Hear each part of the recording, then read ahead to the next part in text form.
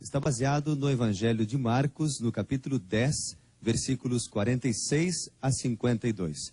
E eu quero convidar você para nós abrirmos a palavra de Deus para lermos este texto. Marcos, capítulo 10, versículos 46 a 52. Porém, antes de lermos o texto, vamos buscar a presença do Senhor para este momento, para que o Espírito Santo de Deus possa iluminar a nossa mente.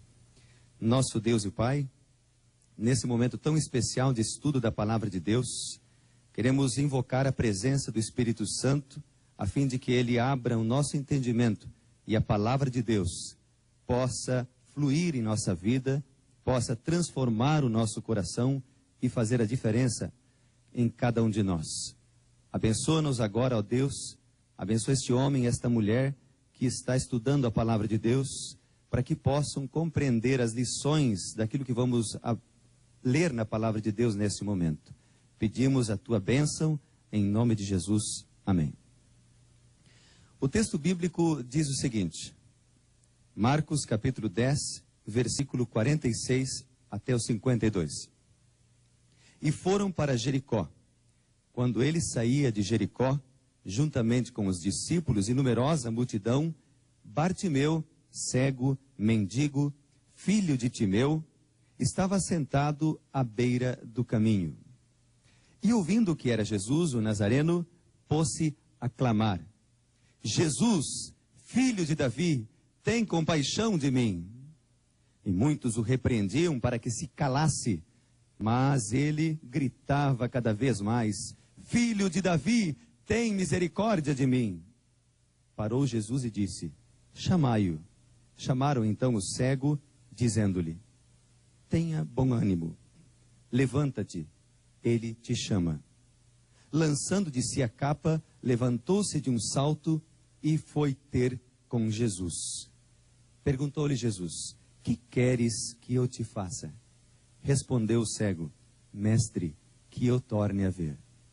Então Jesus disse: vai, a tua fé te salvou. E imediatamente, diz a palavra, ele tornou a ver e seguia Jesus estrada fora. Querido amigo, esse é um texto maravilhoso da palavra de Deus, e ele apresenta aqui um dos milagres realizados por Cristo. Cristo realizou muitos milagres. Ele curou leprosos, ele tocou na vida daqueles que eram paralíticos e os fez andar. Jesus Cristo também ressuscitou mortos, como no caso de Lázaro, por exemplo. Mas aqui, nesse texto que nós acabamos de ler, Jesus opera a transformação, ele devolve a vista a um homem que era cego. A cegueira é uma deficiência física, é uma limitação física. E há várias limitações, há várias deficiências físicas, mas na minha opinião, a cegueira é a pior das deficiências. E vou te dizer por quê. A pessoa que é cega, apesar de hoje em dia ter muitas coisas que ajudam a pessoa que é deficiente visual, por exemplo, cães-guias, a literatura em braille, entre outras coisas, mas mesmo assim, a pessoa que é cega, ela tem muitas limitações. Por exemplo, eu conheço pessoas que têm deficiências nas pernas. Ele é um paralítico e ele dirige um carro, ele locomove-se com facilidade. Mas esses dias eu vi uma entrevista com uma pessoa que ela era cega, um músico de renome nacional, e ele dizia o seguinte na sua entrevista. Ele dizia assim: eu não conheço realmente a face da minha esposa. Eu imagino como é a face da minha esposa pelo toque, mas eu não a conheço porque eu nunca vi a face da minha esposa. Eu não sei como é de fato a face dos meus filhos. Eu imagino pelo toque, mas eu nunca vi a face dos meus filhos. Eu não sei o que é uma cor amarela, eu não sei o que é uma cor vermelha, eu não sei o que é uma cor azul, porque eu sou cego de nascença. Sim, amigos, a cegueira, ela de fato limita muito a pessoa. Mas existe uma cegueira que é pior, a cegueira espiritual. E nos tempos de Cristo, a cegueira física, no caso, ela era pior ainda. Porque nos tempos de Cristo, um homem que era cego, ele era considerado como alguém que tinha sido castigado por Deus e por isso era cego.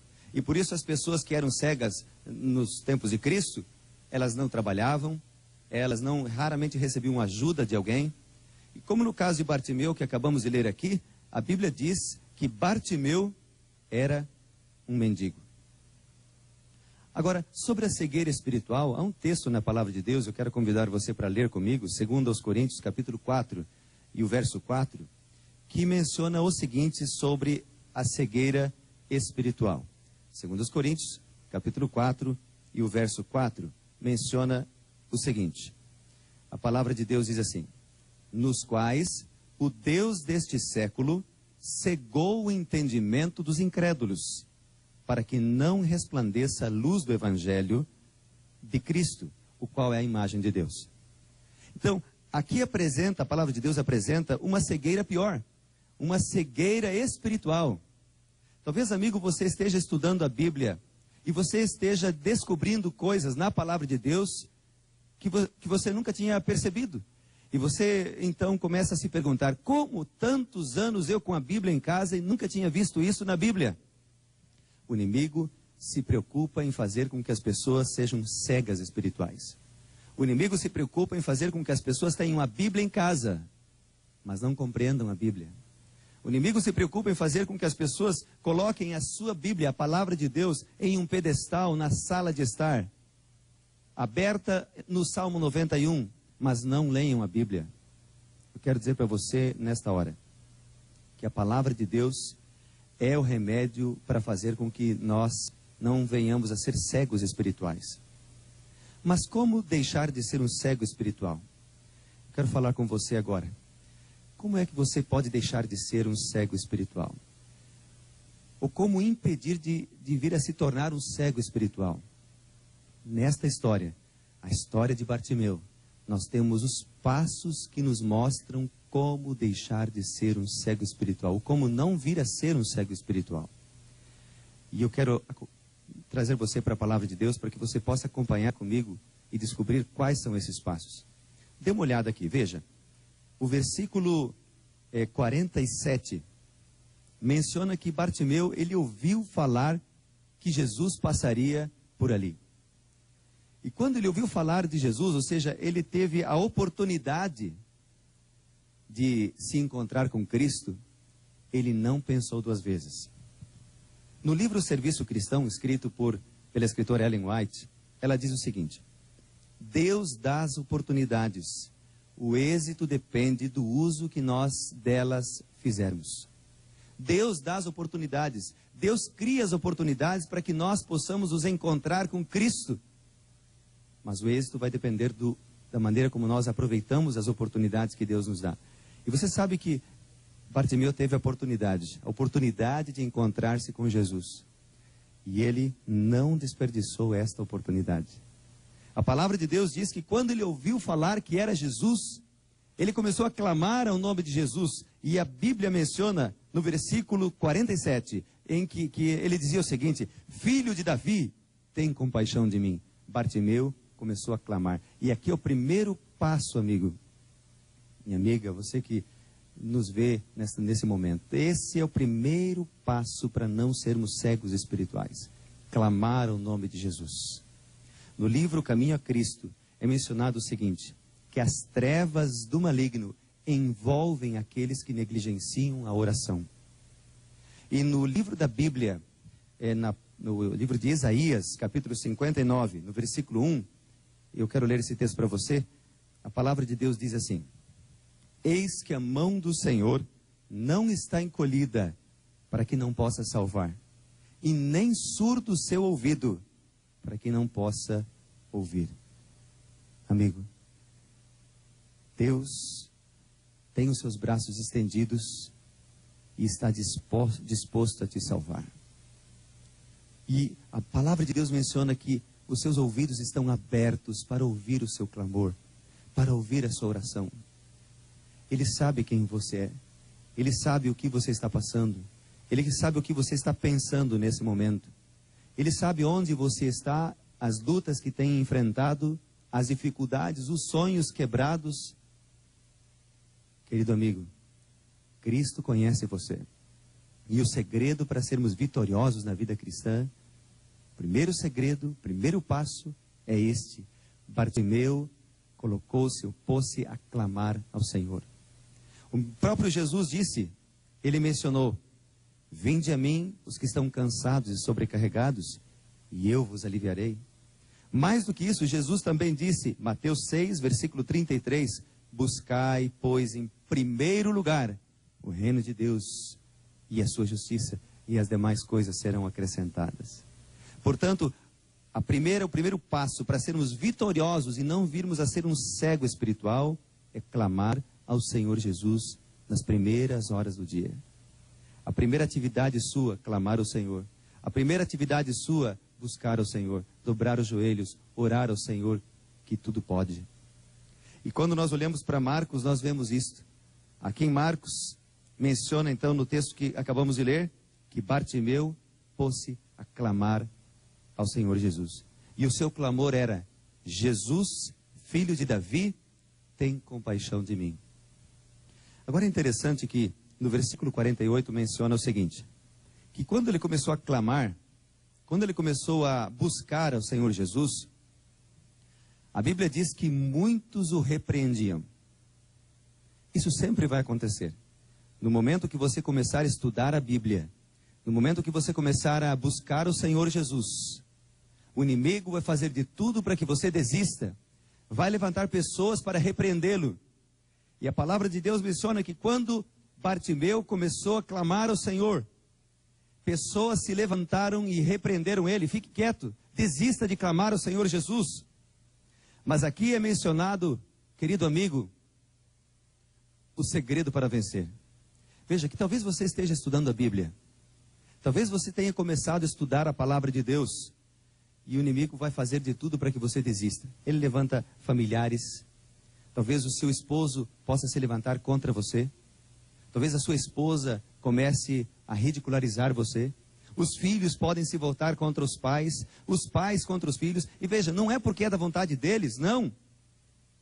Quando nós olhamos para a Bíblia, há um fato interessante, uma passagem interessante.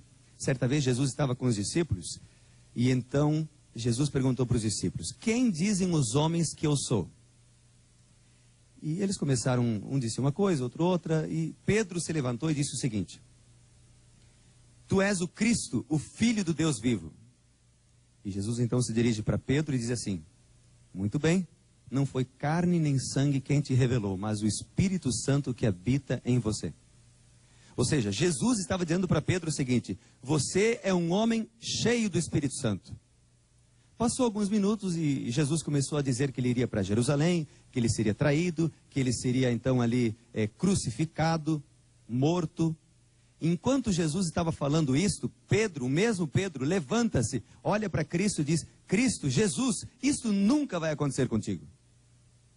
E Jesus olha para Pedro e diz assim, arreda daqui, Satanás. Em um momento, é interessante que em um momento, Pedro estava com Cristo, com o Espírito Santo, um homem cheio do Espírito Santo. Em outro momento, Pedro estava cheio de Satanás. Como pode acontecer isso?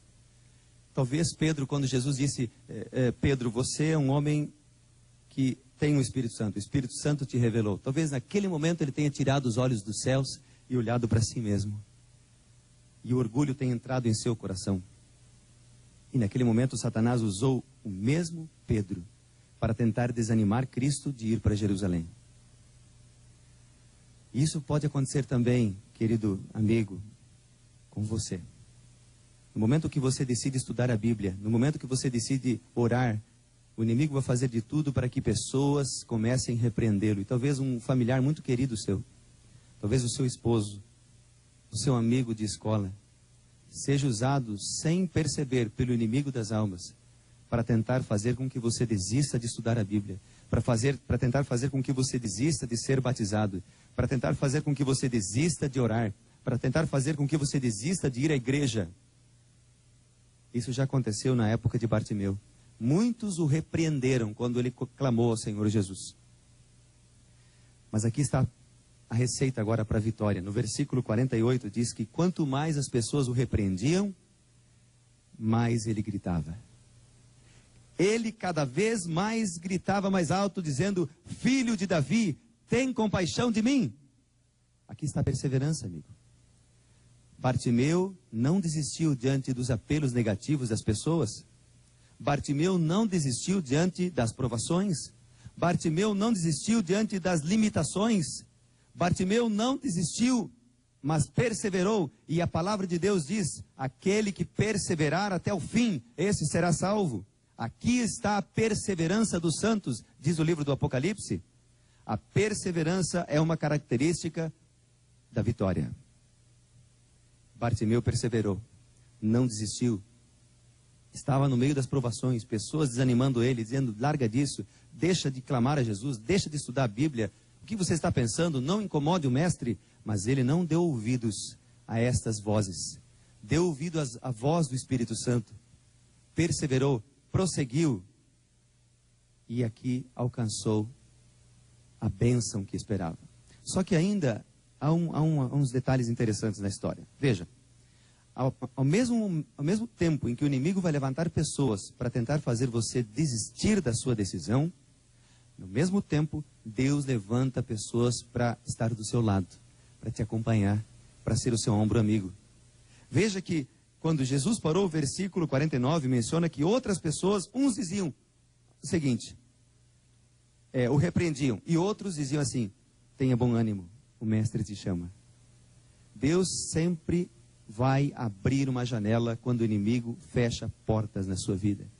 Tenha certeza disso. Enquanto o inimigo levanta pessoas para tentar desanimá-lo, Deus levanta pessoas para estar do seu lado. Pessoas que vão te acompanhar, pessoas que vão te dar um braço, uma mão amiga. Agora é interessante, outro texto aqui, no versículo 49, menciona que Jesus Cristo, ele parou. Quando Bartimeu clamou, Jesus parou. Eu gosto, amigo, desta expressão, Jesus parou. Porque ainda hoje, a palavra de Deus diz em Hebreus, que Cristo é o mesmo, ontem, hoje e o será para sempre. Quando você clama, Jesus para te ouvir. Não há nada que você peça a Deus que Ele não pare para te ouvir. Deus não está muito ocupado para te ouvir. É como se você fosse a única pessoa no mundo existente para Deus. Ele conhece você. Ele sabe das suas lutas. Ele sabe o que você está passando agora. Deus conhece você. E Ele para te ouvir. Interessante que Ele não só para, mas Ele atende as orações. Ele estende a mão. E Ele diz: filho, estou aqui. Agora, quando Jesus parou, e Jesus, então, chamou Bartimeu, e aqueles amigos disseram: levanta-te, tenha bom ânimo.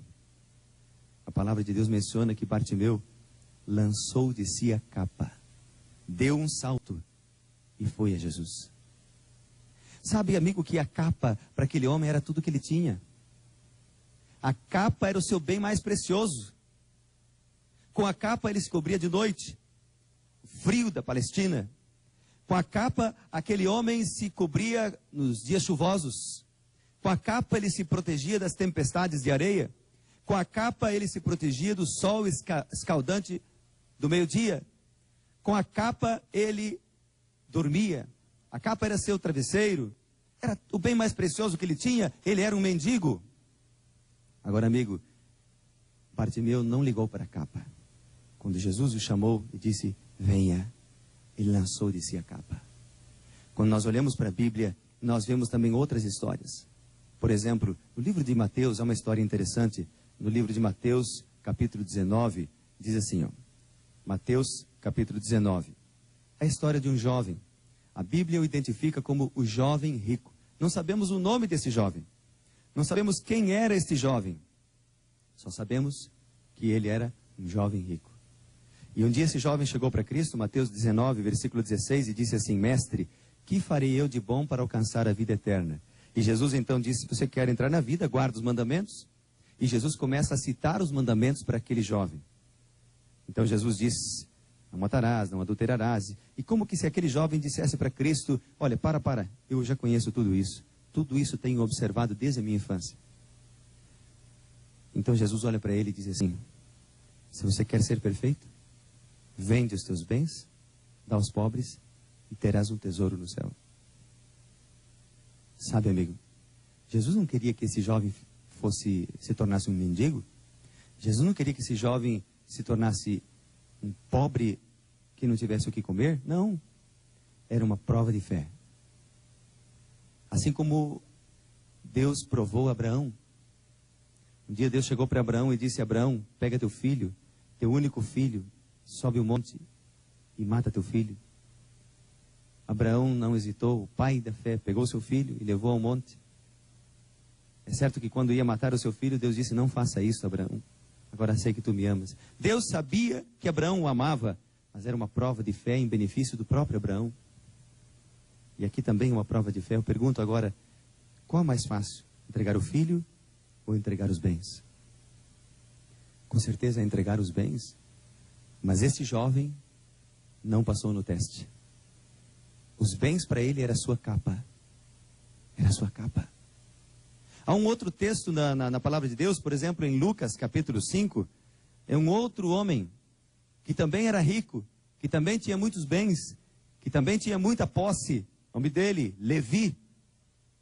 Lucas capítulo 5 menciona a história. Ele era um cobrador de impostos. Os cobradores de impostos tinham muito dinheiro.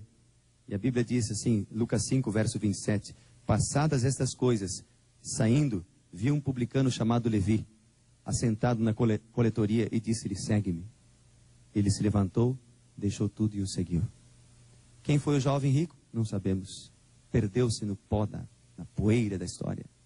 Quem foi Levi? Grande Mateus, escritor da palavra de Deus, usado pelo Espírito Santo. Amigos, qual é a sua capa que tem impedido você de entregar a vida a Cristo? Talvez a capa seja o seu trabalho. Talvez você tenha medo de ser batizado, entregar a vida a Jesus, porque tem medo de perder o emprego. Talvez a sua capa seja a esposa. Talvez a capa seja o seu carro. A capa pode ser também uma namorada que você tenha. Qual é a sua capa que tem impedido você de entregar a vida a Cristo? Talvez seja um vício. Amigo, lance de si a capa. Entregue a vida a Cristo. Ele quer libertar você.